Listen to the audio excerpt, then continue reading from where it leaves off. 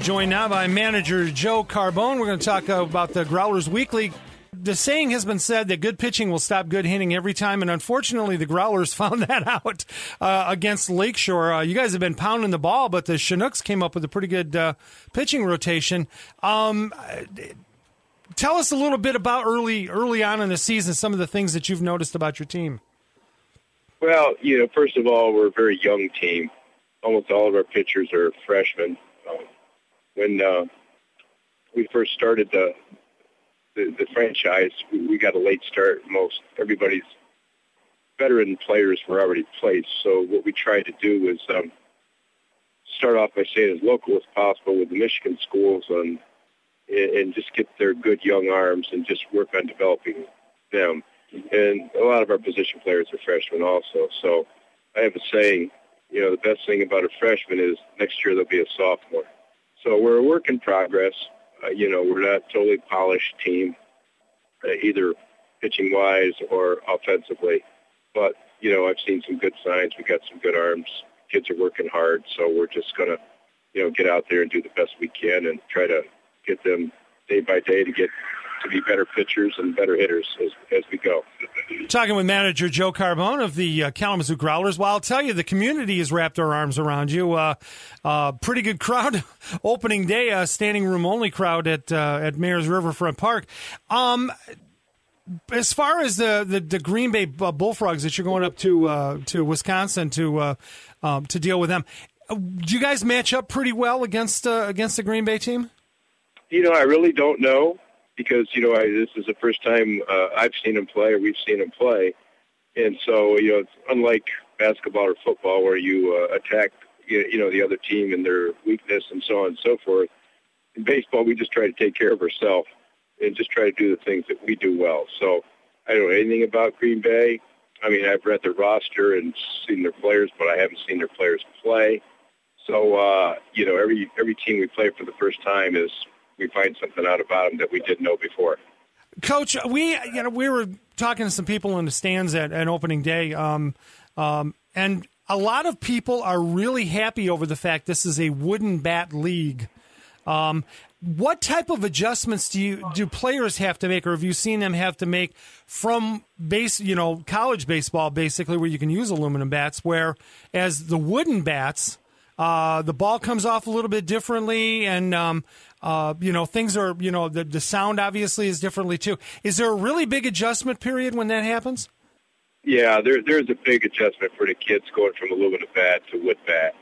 Even though they've brought down the what they call the 3-ounce limit to be close to a wood bat, the barrel is still heavier.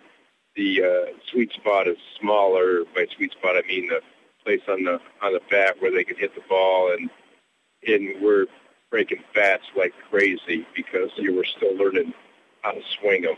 And with aluminum bat, you can be long and still get away with some things. And with a wood bat, you don't get away with it. So our hitters are working on it, and they're okay in BP, they're okay in the batting cage, but then when they get in the game, that's when it counts. They revert back to some of their old habits. So that's what we've been working on to try to get them to stay what we call inside the ball and get their swing shorter and quicker.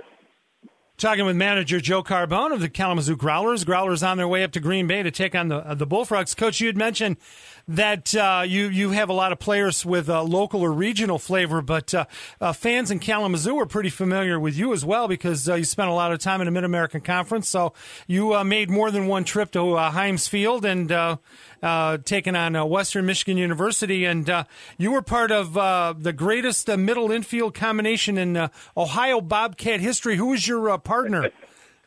Mike Schmidt. A lot of people at Ohio University, I would meet some people after I became the head coach here, they said, "Did you play with Mike Schmidt?" I said, "No, he played with me. I was the captain of the team." You know what I mean? So that was like a little joke between me and my former college coach.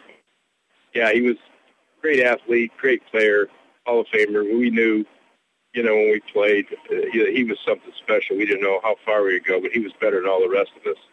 But I'll tell you, the big thing is when I played the Mid-American Conference, the toughest and the best, most talented teams we played all year were the Western Michigan Broncos.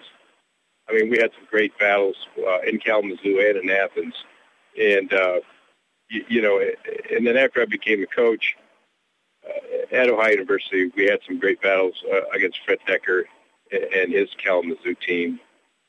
And, a lot of guys went on to professional baseball. He won a lot of games, a lot of championships. And so, I really enjoyed playing against Fred and the Western Michigan teams. And, for Kalamazoo, it always was a great college baseball town, and it's a fabulous college summer league town. So, I thank Kalamazoo. I thank Western Michigan, for sending us their players and for the people of Kalamazoo to come out and watch these kids play. That they've been really excited about the crowds and the promotion that Brian and his staff have been putting on. So we're looking forward to a real fun summer.